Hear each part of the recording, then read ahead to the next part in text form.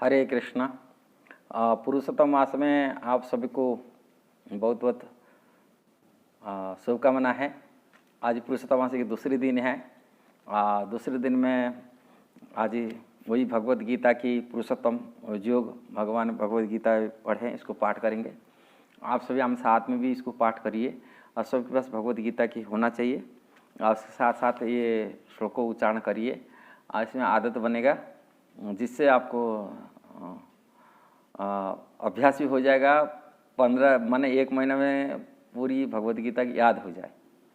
रोजाना यदि पाठ करेंगे निश्चित याद हो जाएगा, हमारी विश्वास है। धीरे धीरे हो जाएगा, बोलने का शैली धीरे धीरे।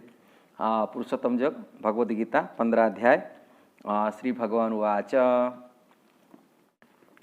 ऊर्ध्वमूल अधः शाखा अस्वस्थं प्राहुरव्ययम् छन्दांसि यस्य फर्णानि जस्तं वेद स वेदवित् अधश्च ऊर्ध्वं प्रसुतास्य शाखा गुणा प्रबुधा विषया प्रबाला अधश्च मूल्यानु अनुसन्ततानि कर्मानुबन्धीनि मनुष्यलोके न रूपमस्येह तथोपलभ्यते नान्तो न चार्दिनं च सम्प्रतिष्ठा अस्वस्थमेनं सुविरूढमूलम् असंगशास्त्रेण दृढेन चित्वा ततः पदं तत् परिमार्ग्यतव्यं यस्मिन् गता न निवर्तन्ते भूया तमेव चाद्यं पुरुषा प्रपद्ये जतः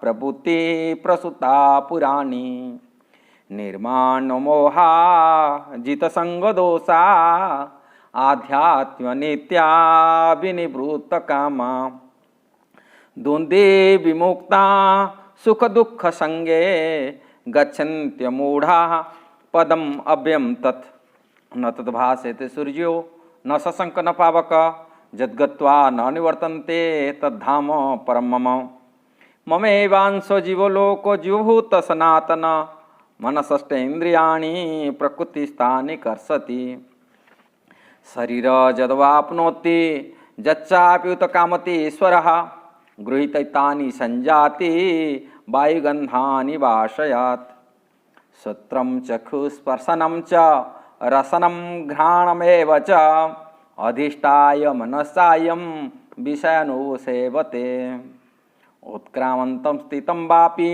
भुञ्जानं गुणनितां विमूढा नानुपश्यन्ति पश्यन्ति ज्ञानचक्षुषः जततो योगिनः सैन्यं पश्यन्त्य आत्मनवस्थितं जततप्याकृतात्मनो नैनं पश्यति चेतसः यदादित्यगतं तेज जगद्भासयत अखिलं यच्चन्द्रमसि यच्चाग्नौ तत्तेजो विधि मामेकम् गामाविश्य भूतानि धारमेमोजसा पुष्पामि चौषधि सर्वा समभूत्वा रसात्मकः अहं वैश्वानर भूत्वा प्राणिनां देहमाश्रिताः प्राणपान समायुक्तः प्रचाम्यन्नं चतुर्विधं सर्वस्य चाहं हृदि सन्निविष्टो मतः स्मृति ज्ञान अपहनं च वेदैश्च सर्वे रहमेद्यो वेद्यो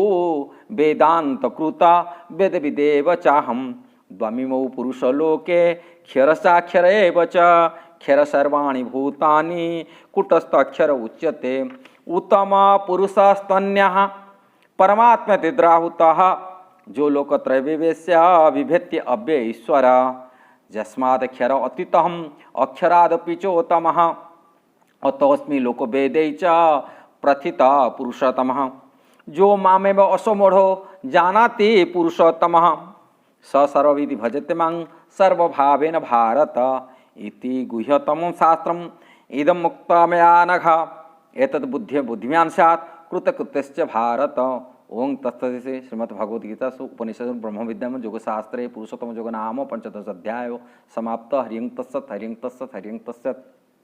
ये श्लोक तो पाठ हो गया। अभी दूसरी श्लोक नंबर जो आज द्वितीय दिन है पुरुषोत्तम मास की, इसलिए इसी अवसर पर हम दूसरी श्लोकों पर अभी चर्चा करेंगे। जो दूसरी श्लोक मेरा पीछे भी ऐसा ही है। अर्धो अधश्च ऊर्ध्वं प्रसुतास्य शाखा गुण प्रबोधा विषय प्रबाला अधश्च मूल्यानुसंततानि कर्मानुबंधिनी मनुष्य लोके। हम कल चर्चा किए थे भगवान भगवद गीता के एक अस्वस्थ वृक्ष की परछाई अस्वस्थ वृक्ष की प्रतिबिंब को, जैसे जलाश्रय के समय जो उल्टा वृक्ष होते हैं जो देखा जाता है, ऐसे ही उल्टा वृक्ष सहित ये भौतिक संसार को वर्णन कर रहे। ये भौतिक संसार पत्ते के बारे में भगवान बताते ये वेद शास्त्र है, ज्ञान है उसकी वृक्ष की वेद शास्त्र। आज ही भगवान उसी वृक्ष के ऊपर बता रहे हैं, ये शाखाएं तथा ऊंचे नीचे फैली हुई हैं और प्रकृति के तीनों गुण द्वारा पुष्टित होते हैं। जिस प्रकार वृक्ष की जड़ द्वारा कैसा है, जल द्वारा पुष्टित होता है ना, वृक्ष बढ़ता है रहता है, ऐसा ये तीन गुण है जो सत्वगुण रजगुण तमोगुण, ये गुण ही संसार को चलाता है। भगवान गीता में पहले ही बताई प्रकृति क्रियमाणानि गुण कर्म सर्वस्व अहंकार विमूढ़ आत्मा करता हम्यते मानते। मूढ़ व्यक्ति मूर्ख व्यक्ति मानते मैं करता हूँ, किंतु प्रकृति तीन गुण करता है, चलाता है, सत्वगुण रजोगुण। व्यक्ति के अंदर जो तीन गुण है वो गुण प्रकृति जिसको कहते स्वभाव जिसको कहते नेचर जिसको कहते, वो संसार को चला रहे, वही पोषण कर रहा है, ये वृक्ष को ये पोषण कर रहा है। और भगवान बता रहे हैं इसके टहनीय इंद्रिय विषय, जो वृक्ष है उसका टहनीय इंद्रिय के विषय, जो इंद्रिय की जो स्वाद है, देखने का स्पर्श इंद्रिय हो कि घ्राण इंद्रिय हो कि कर्ण इंद्रिय हो, जो भी हमें देखो शब्द इंद्रिय जो बोलते हैं, ये सब जो विषय वस्तु हैं इंद्रिय की जो विषय है इंद्रिय, जैसे 5 ज्ञानेंद्रिय 5 कर्म इंद्रिय, मन है इसको बोलते हम लोग को एकादश इंद्रिय। ये जो इंद्रिय जो टहनिया है, ये टहनिया के जो विषय है, जैसे आँख देखने, आँख की जो दृष्टि की जो आँख है देखना है, इसका है विषय है, माने विषय क्या है, देखना है कि रूप इसका विषय है। जिह्वा का इंद्रिय है, इसका जिह्वा का इंद्रिय की विषय वस्तु क्या है, स्वाद। नाक है, नाक घ्राण इंद्रिय इसको बोलते हैं, घ्राण इंद्रिय किसको इसका है गंध, इसका विषय है। ये सब टहनियाँ हैं कहा जाता है। कान है, कर्ण इंद्रिय, कर्ण इंद्रिय के विषय क्या है, शब्द। और पुण्य स्पर्श, जो हम लोग चमड़ा लेते हैं स्पर्श इंद्रिय कहते हैं, ये है विषय होता है स्पर्श। इसलिए ये सब विषय है, टहनी है के साथ तुलना की है। और इस वृक्ष की जड़ें नीचे और भी जाती हैं, और नीचे की साइड देखेंगे वो मानव समाज की सकाम कर्म की वैधि हुई है।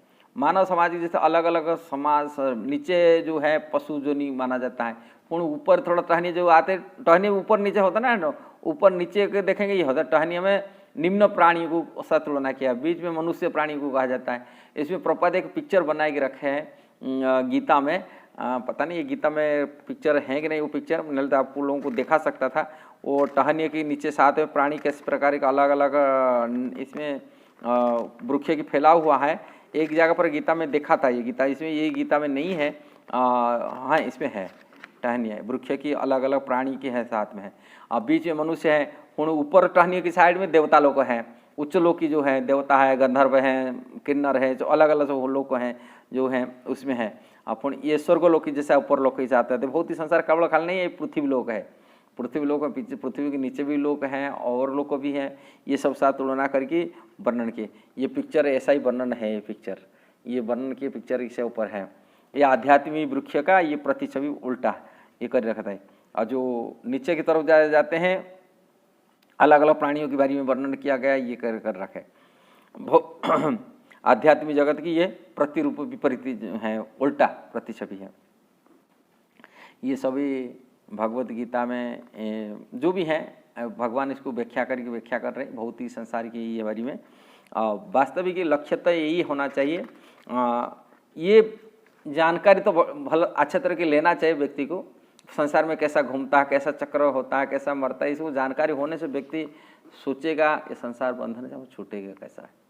असील तो जो वृक्ष है ये तो नहीं है, असील वृक्ष तो आध्यात्मिक जगत। आध्यात्मिक जगत को जाने से जीवन में वास्तविक असली चीज रहस्य को अनुभव करेगा और सुख की अनुभूति होगा। और ये कि माने ये वृक्ष का असली नहीं, ये विपरीत क्या, ये प्रतिबिंब मात्र है। अब प्रतिबिंब में क्या सुख मिलेगा आत्मा की, है कि आत्मज्ञान की तो भगवत गीता है, पूरी है, गीता पढ़ना चाहिए, नियमित रूप में भगवत गीता पढ़ना चाहिए, इसको समझना चाहिए। और आज एक भक्त की फ़ोन आया था, उससे बात कर रहा था, मैं उससे पूछा कितना पुरुषोत्तम मास में कितना बजे उठते हैं। पहले 9-10 बजे उठता था, आज बोलता मैं 7 बजे उठ रहा हूँ। मैं इसलिए इस बारे बताऊँ, पुरुषोत्तम महीना में तो आदत बना देना चाहिए, अभ्यास बना देना सवेरे उठने का। उनको बिल्कुल जानकारी नहीं था, बोलता मेरे को तो जानकारी नहीं था ऐसा ऐसा है। मतलब सवेरे जो उठते हैं ऐसा ही लिखा गया, मनु महाराज मनु संहिता में वर्णन किए, जिसको भीष्म पितामह महाभारत में कहे हैं। जो लोग ब्रह्म मुहूर्त में उठते हैं वो अमृत में स्नान करते हैं, अमृत का स्नान की फल मिलता है। और जो सूर्य उदय के समय स्नान करते हैं वो सादा जल की स्नान की फल मिलता है। और जो सूर्य उदय के बाद में स्नान करते हैं वो मदिरा स्नान की फल मिलता है। मदिरा जो दारू पीते हैं ना, वो मदिरा स्नान की फल मिलता है, उसको कहा जाता है। इसलिए सूर्य उदय बाद में जो उड़ते हैं वो उनको आयु जस और श्रेय सब खत्म हो जाता है। व्यक्ति के यदि जीवन में विकास करने के लिए चाहते हैं, उनको सवेरे ब्रह्म मुहूर्त में उठने के लिए प्रयास बनाए के रखें। इसमें सुस्त शरीर रहेगा, बीमार निरोगी रहेगा और जीवन में सुख मिलेगा। और इंद्रिय भोग में के लिए हाँ सवेरे उठने बहुत सुखता आनंद लगता है, किंतु वो इंद्रिय भोग के कारण से, इंद्रिय सुख के कारण से हम फंस जाना, हमारा आध्यात्मिक सारी बर्बाद होता है। अब भौतिक जीवन में जो बर्बाद हो जाता है, हमारा आयु भी कम हो जाता है, हमारा बल भी कम हो जाता है, हमारा श्रेय भी कम हो जाता है, धन संपदा मध्य नष्ट हो जाता है, हम विकास में रहित हो जाते हैं। हम किसी कारण आध्यात्मिक विकास हो कि भौतिक विकास, हम प्रगति नहीं कर सकते यदि हम सूर्य उदय बाद में उठते हैं। यदि हमको आध्यात्मिक क्षेत्र प्रगति करना है, कि जीवन में विकास करना है, श्रेय अर्जन करना चाहिए, पुण्य अर्जन करना चाहिए, क्या आध्यात्मिक विकास करना चाहिए, हमको सूर्य उदय की पहले उठ जाना चाहिए। यही शिक्षा है। इसलिए आप जरूर ये बात ध्यान देना चाहिए। सवेरे उठ के भगवान के भजन करना चाहिए। पुरुषोत्तम मास में दीपक जलना चाहिए, तुलसी महारानी के पास में परिक्रमा करना चाहिए तुलसी महारानी को। और अधिकतर हरे कृष्णा कृष्ण कृष्ण हरे हरे, हरे राम राम राम हरे हरे, ये महामंत्र जप करना चाहिए। और दूसरा किसी इधर उधर नहीं, हरे कृष्ण महामंत्र कलियुग का जप करना चाहिए। और भगवान की भक्ति में लगाकर पुरुषोत्तम मास के लाभ उठाइए, जीवन को सार्थक बनाइए। यदि वीडियो आपको सही लगता, अच्छा लगता, जरूर शेयर करना, सब्सक्राइब करना, लाइक कमेंट देना। हरे कृष्णा, जय श्री प्रभुपाद।